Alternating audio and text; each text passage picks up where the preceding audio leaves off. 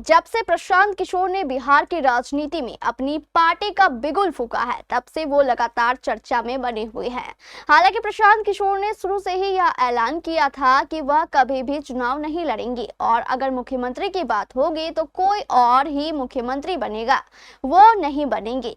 लेकिन अब प्रशांत किशोर का बदला सा रुख नजर आ रहा है। मीडिया में चल रही खबरों के अनुसार प्रशांत किशोर ने बिहार के रोहतास जिले की करगहर विधानसभा सीट से चुनाव लड़ने का ऐलान कर दिया है। हम आपको बता दें कि रोहतास जिले का करगहर विधानसभा क्षेत्र प्रशांत किशोर का पैतृक गांव है। जन्मभूमि के हिसाब से तो मुझे सासाराम से लड़ना चाहिए, करगहर से लड़ना चाहिए। पर आपकी जो पहले एक भूमिका रही है चुनाव विश्लेषक की या जो स्ट्रेटेजिस्ट की, तो उसके चश्मे से अगर देखें 1 मिनट के लिए जनसुराज को छोड़ के, तो कितनी सीटें आपको लगती है कि आपकी आ सकती है?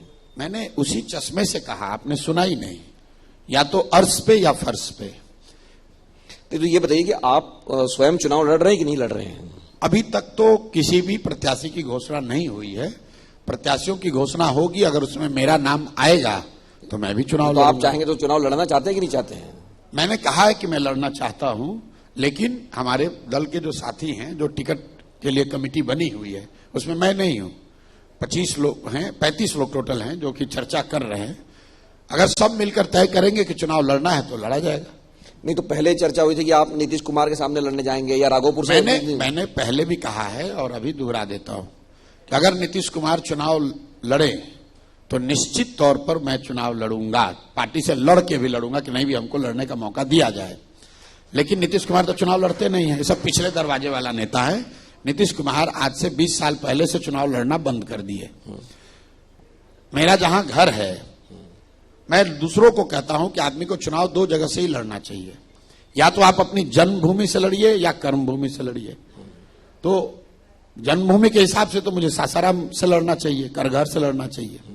और नहीं, अगर कर्मभूमि के हिसाब से देखिएगा तो बिहार की कर्मभूमि तो राघोपुर ही होना चाहिए। वर्तमान में इस विधानसभा क्षेत्र से कांग्रेस के संतोष कुमार मिश्रा विधायक हैं।